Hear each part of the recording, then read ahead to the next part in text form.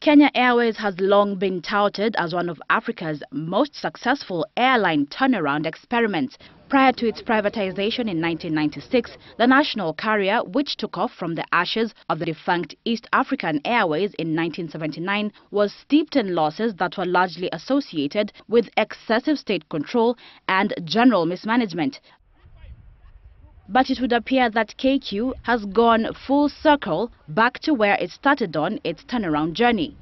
Since 2009, the airline has been through a turbulent stretch that has seen it plunge into and out of financial losses. In its 2009-2010 financial year, KQ suffered its first major loss in over a decade, a pre-tax loss of 5.6 billion shillings that was blamed on losses arising from its fuel price hedging strategy, coupled with the impact of the then global financial crisis. The airline, however, soared back into profitability until 31st March last year, when it nosedived again to full-year pre-tax loss of 10.8 billion shillings that was blamed on high jet fuel prices and slow growth in passenger numbers.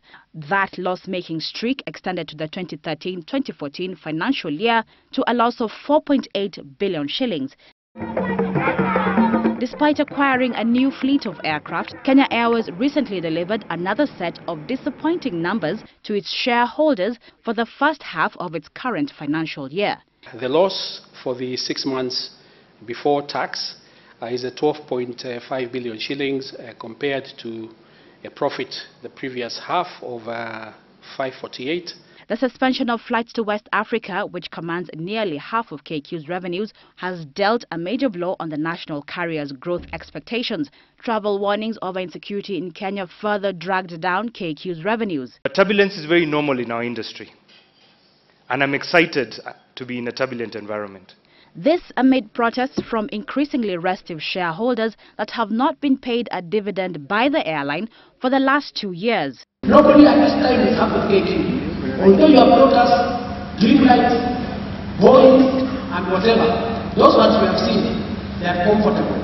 But where do we get profit from that? These are among the realities that Kenya Airways Managing Director Mbuvi Ngunze is confronting barely a month since he took over from Dr. Tysus Naikuni, who led the airline for 11 years.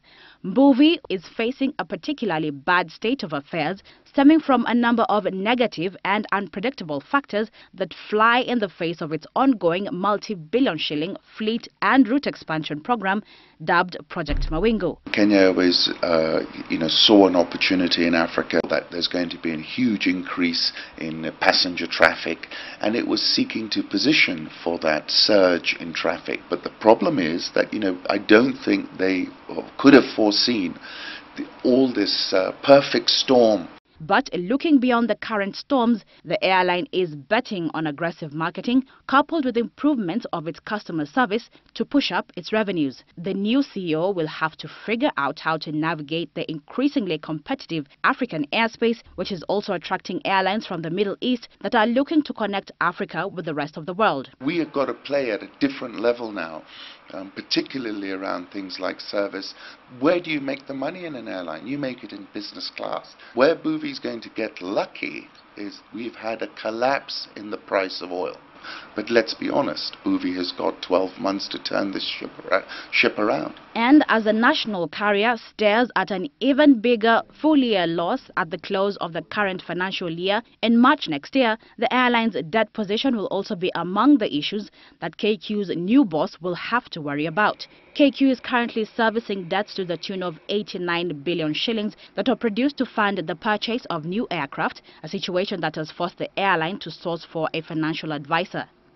I think it is time for the government and Kenya Airways to look at its key shareholder, which is KLM, and consider whether it is better for Kenya Airways to reach out to very deep-pocketed, well-heeled Middle Eastern airlines who are all looking to expand. Those challenges notwithstanding, Kenya Airways' best bet for now remains the African continent, with the ongoing modernization of the Jomo Kenyatta International Airport, which is expected to position Nairobi as the preferred transit hub for East and Central Africa. But the challenge for KQ remains how to fill the seats on its new fleet of jets and turn its shareholders' frowns into smiles. Belaganga, Citizen Live at 9.